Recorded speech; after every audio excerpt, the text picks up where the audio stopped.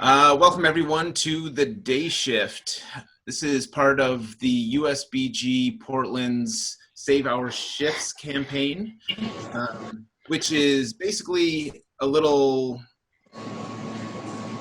a setup that we've got a bunch of sponsors put together to help bartenders who have been maybe affected by the COVID crisis. And this portion of it specifically is where we get together a group of bartenders from Maine, and we talk about different bartending topics. And so today we are joined by Sylvi Roy of Hunt and Alpine, Adam Sousa, Couch from Blyth and Burrows, and Caleb Landry, also of Blyth and Burrows. Today we are going to be discussing curbside cocktails, the whole to-go cocktails aspect of the bar world that has basically been allowed as a way for us to kind of operate while not being able to have patrons and guests join us in our establishments. But before we get to that, I'm going to do a little shout out to some of our sponsors. This episode specifically is brought to you by 3 of Strong. They make some really great rum here in Portland. Specifically, this Merry Meeting is one of my favorites that they do. It's great. It's a spiced rum that just kind of turned all the spiced rums on its ear as far as I'm concerned. It's not overly sweet, and it makes it damn good old-fashioned. And also brought to you by New England Distilling.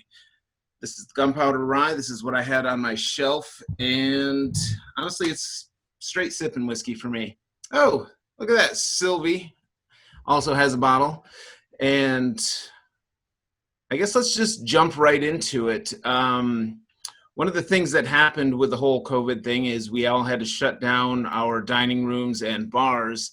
And I think one of the interesting things and honestly good things that came out of this is a lot of cities and states around the country have loosened the restrictions and started allowing us to do cocktails to go. Sylvi over at Hunt and Alpine, you guys have kind of jumped on that right at the get-go. What are some of the things that you've noticed as far as how has it changed your maybe day-to-day since you've been able to come back and start doing to-go stuff as opposed to dealing with guests in the bar? It's very different. We all miss shaking drinks, but now we're creating a different experience for people. We got to start that first weekend of it and had bottles. I got to help design our labels, which was really cool. Actually, used my degree. It's been. We started with 8 cocktails, and we've now expanded to mixers, non-alcoholic mixers that we're going to be selling starting at Post Street this weekend, and as well as some other places soon. We're doing some groceries and whatnot, but it's been a constant change.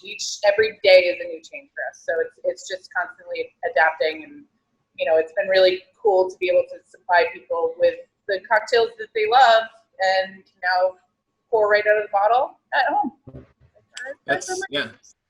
That's wonderful. And I know Blyth and Burrows over there, you guys are still kind of working at building up towards your to-go program there. I guess since you're both there, I'll probably direct some of these questions separately. But what are some of the challenges, I guess, Caleb, that you guys have ran into with transitioning from what you normally do in-house to what you feel good about sending out to the public? I think the key word was with Sylvi is the experience is, how do we put, our energy, that experience that you would typically get at Blyth into a bottle for people to have elsewhere. And that's kind of taken up a fair amount of our time, just, all those tiny little details there. We're like, oh, that would be cool. I don't know. Mainly that, I would argue. Yeah, that was definitely one of the initial things that we dealt with over at Black Cow was how do we get drinks to first and foremost, look good once you get it home. A lot of drinks that you drink in-house are kind of built to be consumed immediately. And you get a little bit of separation in there by the time somebody gets that home. Maybe it doesn't look as good or the dilution's off. Have you been dealing with any of the more, I guess, that aspect of things, Couch, where you're changing things around to sort of fit that model? It's the kind of change. Well, ideally, the we wanted to have zero change, if possible. And so we basically kind of stuck with drinks that could either travel well, would shelf well, or we could find other ways to preserve them. And so we're working a lot less with fresh juice and more with acid solutions, things like that. Yeah. Just to keep things like maybe you want to let it hang in your fridge for a month before you actually get to it. It's still going to be fine. And I think that was probably kind of one of the bigger things that we took into consideration is how the cocktail's going to travel if it's not going to be consumed, within a few hours. Like how do you preserve, how do you fortify, and even we're talking about considering mixers and things like that, but how do you stabilize those? Yeah, that was definitely something that initially we ran into trouble with the first couple little test batches that we had done. Like you said, the stabilization aspect of it and making this still look good. If somebody's buying 2 of these from you and they're putting one in the fridge and maybe drinking it the next day and then everything is just suddenly settled to the bottom, it doesn't look of the same quality maybe that they're used to getting in our establishment. Did you have any trouble, Sylvi, with that aspect, with translating some of your drinks into that format? We've taken all of our recipes, we're batching them, but we've adjusted some things to make them work well at a dilution where people can pour our rain killer right into a glass, and then we give them their garnish, their grated nutmeg on the side, and a big piece of mint for them to throw in the glass with it, and try to encourage people to take the way that we always built things before and be able to do it at home. A big part of what I jumped on when we first started doing this was the garnish game and kind of trying to make these things be able to go home with them and look as good as they do when we serve them. Yeah, I think that's an interesting part of it. And that's honestly something that me personally that I've maybe struggled with a little bit, trying to figure out the best way for us to incorporate that. Are you considering garnishes as well, Caleb, with what you're doing, or are you looking at maybe kind of forgoing those and building any of that application into the drink? No, we've had a big conversation about it today, actually. It is part of the experience. And, as I said before, we want to cater to the experience of Blyth and kind of how we want people to interpret our ideas. And, it's, for us, it's every little detail. Yeah. Yeah, I understand that. Sorry, a little background noise there. As far as, have you noticed a shift in maybe what you thought was going to be the more popular drink on the menu, Sylvi? Are you still seeing the stuff that was maybe like the heavy hitters on your drink list from before? Are they still that more popular drink? Or are you seeing things that are maybe surprised you in that? Yeah, we have. We started with 8 of our more popular cocktails and kind of a range of a couple citrusy, a couple stirred, we have a spritzy one.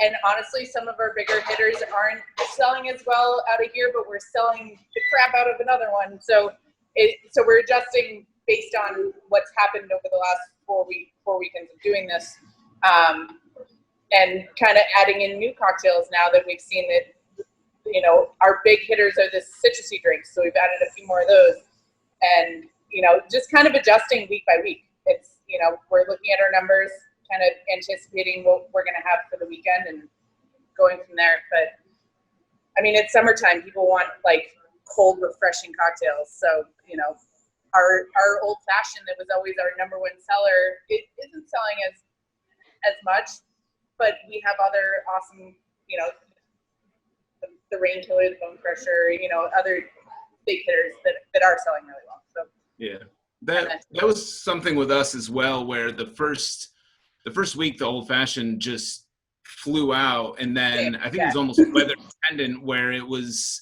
kind of crappy weather that first week we were able to do it. It was rainy, still had a little bit of that, you know, late spring hitting, so it was kind of rainy and cold. And as soon as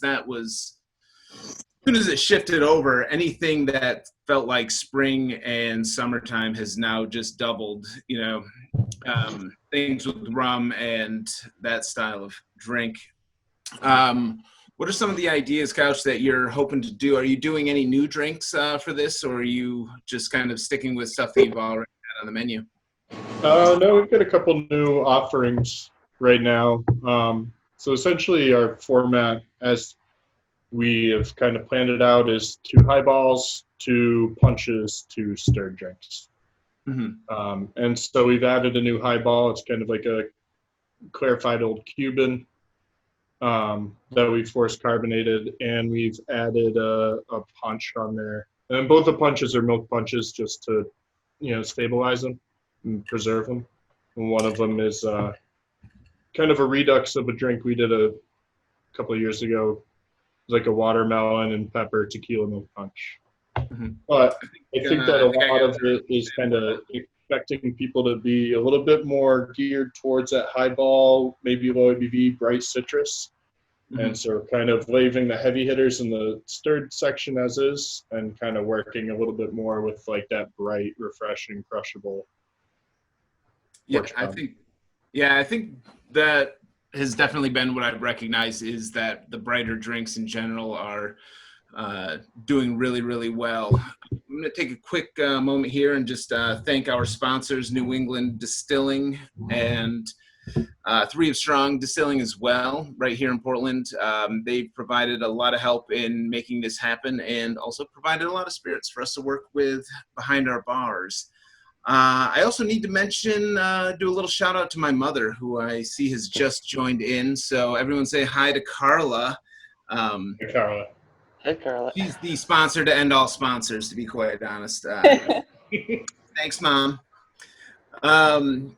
You mentioned doing the forced carbonation, Couch. So I guess maybe you or Caleb can take a stab at this. What's your method for forced carbonating that? Are you then bottling and capping, or are you using plastic bottles? How are you going about that?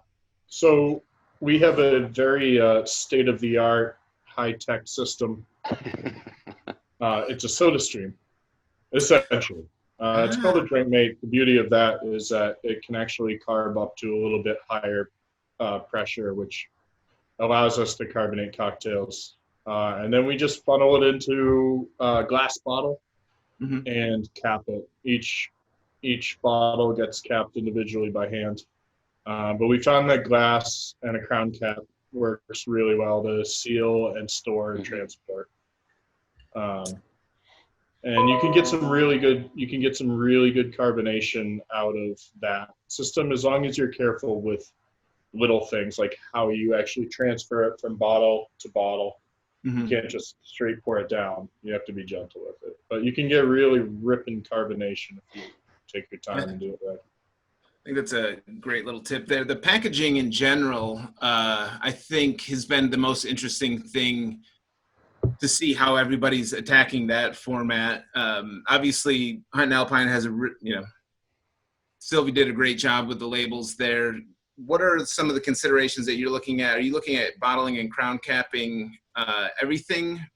Caleb, on this one, I guess. Or are you looking at different bottles and different formats for that, depending on the drink? So, as Coach talked about, we have highballs, spirit-forward cocktails, and punches, and we actually have 3 different formats for each style. So we have our cool little soda pop crown tops for our carbonated cocktails.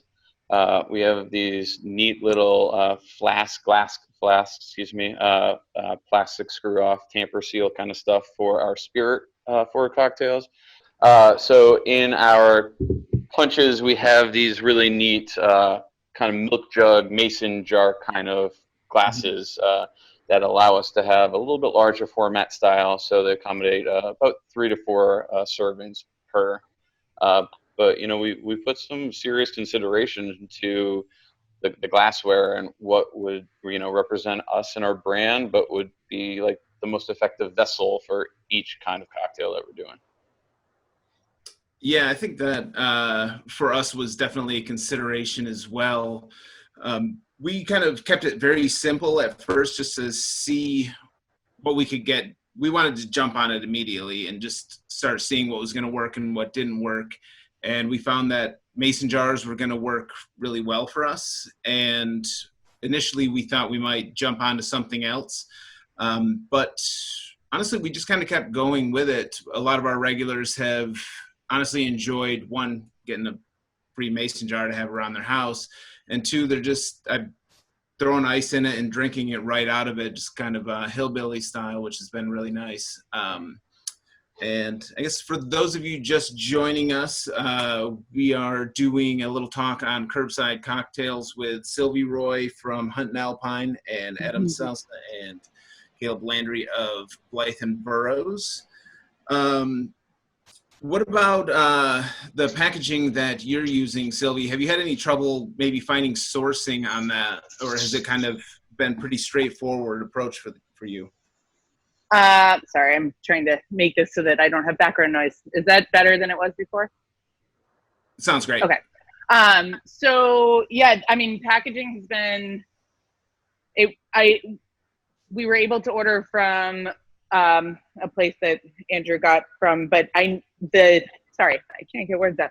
I know the shipping cost was more than the bottles itself. So that was kind of part of the issue for a lot of people, was, trying to find that solution, but we had to kind of build that into the cost of things. So to get them here, yeah, I mean, it's pricey, but it's worth it. I mean, our bottles look awesome. I'm really psyched about them. We have 3 different sizes. So, and they have tamper-proof caps, and we're taking an inventory each week and ordering what we need, and kind of going with it. But yeah, I've definitely found that a lot of guests that we get at the Black Cow have been understanding of that fact. That doing things in this way is obviously not ideal, but some of that cost is going to have to be sort of pushed into the new format to allow for this packaging. I think hopefully once, it's safe to open up again and we can, hopefully transfer that cost into other areas of the restaurant, I think it should be able to go down maybe at some point. But it also just may be the new standard. I really hope that cocktails to go do not go away once we kind of return to normalcy. I think it's something that the more we all collectively dig into, I think is going to breed a lot of new ideas and a lot of the sort of sciencey aspect of how to make these things still look good after a couple days and honestly taste good. If you put citrus in a drink, just throw some lemon juice and some booze, in another day or two, that's going to be very acidic and it becomes super pronounced. So one of the things that's been great for me is revisiting some of these sort of ideas that I've only touched on here and there. And it's kind of forced me to look at new avenues with drink building. Have you sort of dove into any new techniques, Couch, with this? Or are you kind of revisiting stuff that you were already familiar with? We kind of it kind of worked out very well that about last summer we really started experimenting with different acid solutions, how to build things that are going to taste like lemon juice, taste like lime juice, taste like, the acid you find in champagne. And so fortunately, we were already prepared to kind of batch those things in. And we also kind of play around a lot with clarification techniques, which also is another form of preservation.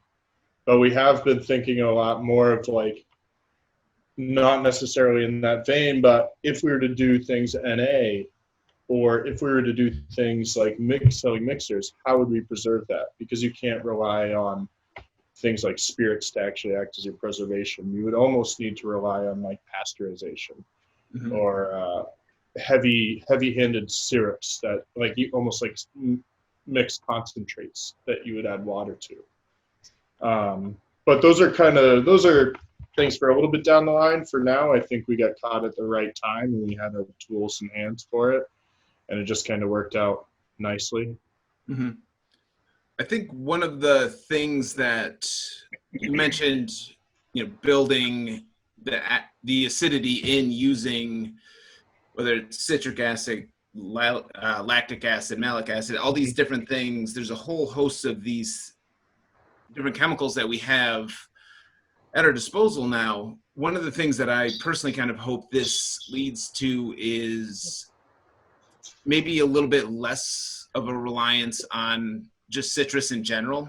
It's certainly the backbone of the non-alcoholic side of the bar world, but from a standpoint of waste inside the restaurant and outside in the world at large, I think it's one of those things that I hope comes out of this, where we realize how to utilize different forms of acid. Honestly, we're getting close to, time flew right by on this one. Kind of getting close to the end here, and I think we'll just sort of hit it with our little closing segment that we're calling What's Good Here? And where I ask each of you, I'll start with Sylvi. Hey, what's good here? What should I get from you? Like, what's good? Like, man, sweet though. I mean, I'd say my favorite currently is one that we just put on last week as a cocktail going in one of our like themed boxes, but we're now selling it on its own as well. It's called Out of Sight. Which is named after a Steven Soderbergh movie. So the featured spirit is Singani 63. And we kind of played off of a Southside, which normally just has lime and mint and gin usually. But we're using the Singani 63, which gives a nice like floral note. We're adding a little bit of cucumber and our house-made mint syrup. And it's just like summer in a bottle. Not in a glass. Lovely. Caleb, what's good here? What Oh my God. you guys open. So one of the punches that we're putting out, I'm pretty stoked on, is something called Social Picnicking.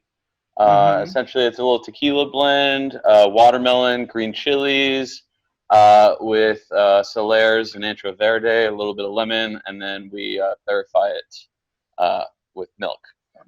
It's just really bright and green and refreshing, and it will be perfect. What are you gonna make for me? Should we do it? Yeah, let's do a team meeting. Let's leave it on that. No, but truthfully, man, I'm super stoked. Actually, we've been playing around with a lot of them, a lot of recipes and whatnot to try to see what works well, what works not so well. Things might work super well, but not be super easy to even serve. Like we wanted to keep the shaking, keep the stirring out of it. And I think I agree with Caleb that social picnicking, the watermelon punch is stupid good. And like a lot of it is just like pour over ice and that's it. That's huge is the bottle or can or whatever container you're using right into a glass so that people don't have to do the work. I think the simplicity aspect is we're gonna have a couple dealer's choice things kicking around right now. We've got kind of like a forced carbonated chartreuse and tonic, which it's delicious. I got to try it. It exists in small quantities, so if you come and blow us kisses through the windows, we might be able to help you out on that. I think. Give me 1 second. All right. Oh man.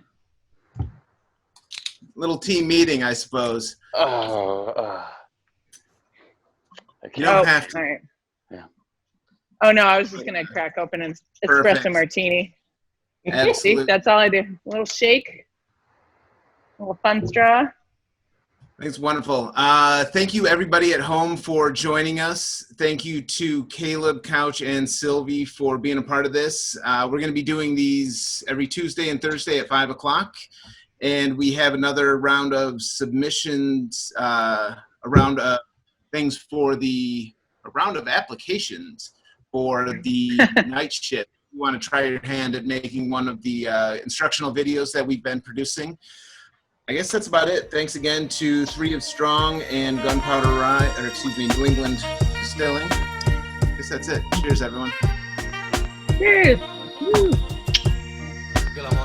Oh, that looks so good. Thank you.